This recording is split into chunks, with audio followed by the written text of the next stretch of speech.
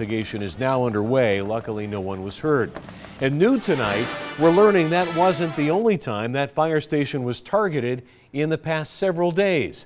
Las Vegas Fire and Rescue also tweeted out these photos after somebody threw a rock through the front window last Wednesday. They say a man told them he was upset about all the sirens. He was sentenced to 90 days in jail. Right now, 2 people are still on the loose after police say they robbed a Best Buy worker at gunpoint, kidnapped him, and then took his car. It happened around 6 a.m. as a worker was heading to work near the 215 in South Rainbow. He was in the parking lot when the suspects approached with a gun. They forced him to drive to an ATM, then across the valley to a store near Charleston and Valley View. When he went inside, they drove off with his car. If they were armed and they had guns with them, they could have come inside, robbed my store too. That could have easily happened, but it did not happen, and thank God. Well, tonight, police are working to get a better description of the suspects. Well, the goal is for parents to have their voices heard on who will lead the Clark County School District. But as you can see right here in this video next to me, there was a very small turnout for tonight's input meeting. As 13 Action News reporter Annalise Ortiz shows us, those who did show up have some ideas on what they want to see.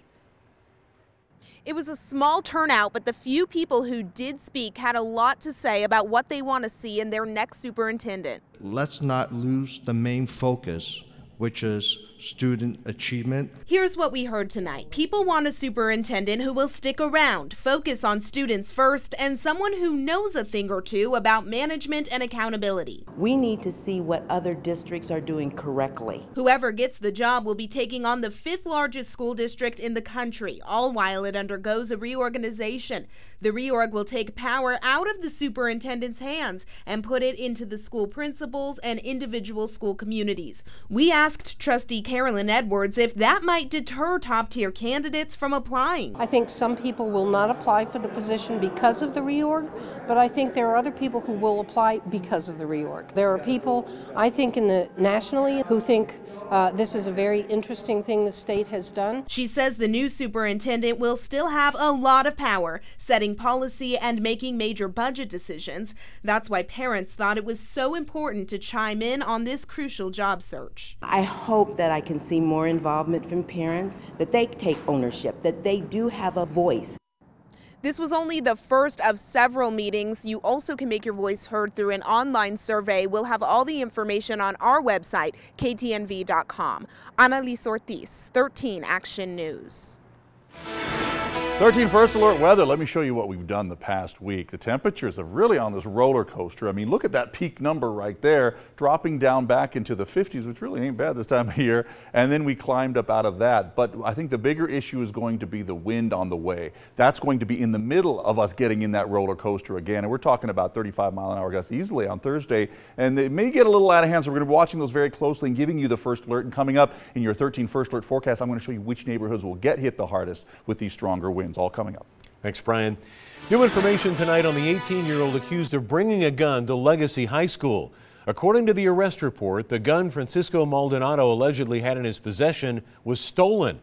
Officers responded after they were notified by a parent. Investigators say it wasn't loaded, but the magazine and 11 rounds of ammunition were in Maldonado's backpack. He's being charged with possessing a dangerous weapon on school property. The world's largest gun show is underway at the Sands Expo Center. The National Shooting Sports Foundation show has been held for 40 years. Organizers say the show was already scheduled before the 1 October tragedy. The convention features hundreds of weapons and accessories, but the leading manufacturer of bump stocks will not be there. To attend the show, which runs through the 26th, you'll need to register in advance. A group is threatening a lawsuit in a last-ditch effort to keep the Raiders in Oakland. But the question is it too little, too late? 13 Action News reporter Brian Callahan joins us live with a look at the chances this lawsuit could be successful. Brian.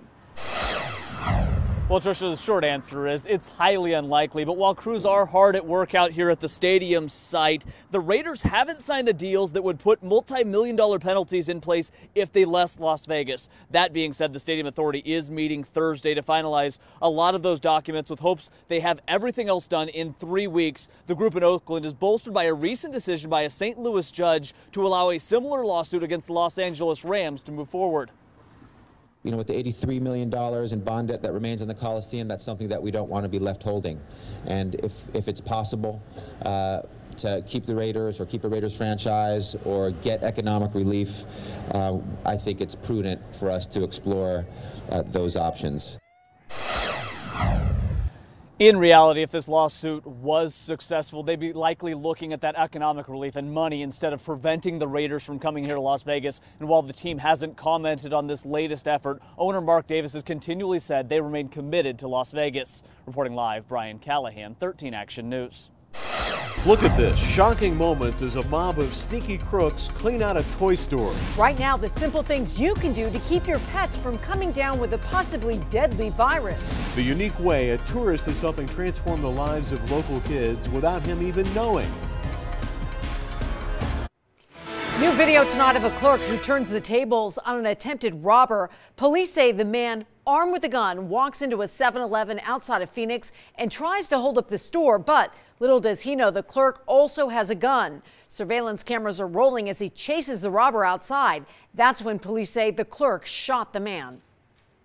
I shot him. Where did you shoot him at? It was behind the store when he started to turn. Well, police found that robber a little while later, and they say the gun he had was just an airsoft gun. They say the clerk will not face charges. Caught on camera, an incredible robbery that police say showed a lot of planning. Watch this group of thieves inside a California Toys R Us store as they carry out a well-orchestrated crime. You can see one man crawling behind a display case to grab merchandise, then stuff it in his backpack. Then seconds later, he tosses it to somebody else, then slides more items down the aisle to another person. Santa Cruz police say they are still looking for these guys tonight. New tonight, chances are someone in your family has already come down with the flu, but there might be a family member you haven't thought about who's vulnerable to a very dangerous form of the flu virus.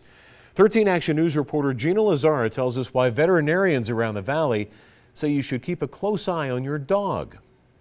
This is the H3N2 vaccine. When Kim Harmon learned her dog Piper could get the flu, she acted fast, getting her the vaccine. I wanted to make sure she's protected. A lot of people come to Vegas. We have a lot of animals that travel here. An older strain of dog flu has been around for years, but it's the new strain, H3N2, that has our veterinarians concerned. I've really changed my thought process, and a lot of veterinarians around here have as well, because we know it's coming this way. Simply put, this strain of the dog flu is a bad one. We'll have a very large number of cases. Symptoms include coughing, sneezing, nasal discharge, and difficulty breathing.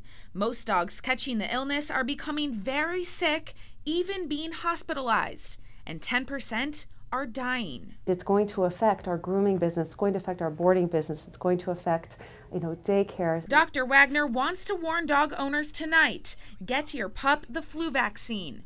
Dog flu is rampant in California as we speak, meaning it's just a matter of time until it makes its way here to Las Vegas. And unlike most viruses, this flu strain can live on your clothes or furniture for up to 2 days. Once we get it, if we have a large population that is not vaccinated, we're going to have a very large population of sick animals. Taking precaution before an outbreak. It's worth it. It's worth your baby. If you love your baby, it's a little price to pay. Gina Lazara, 13 Action News.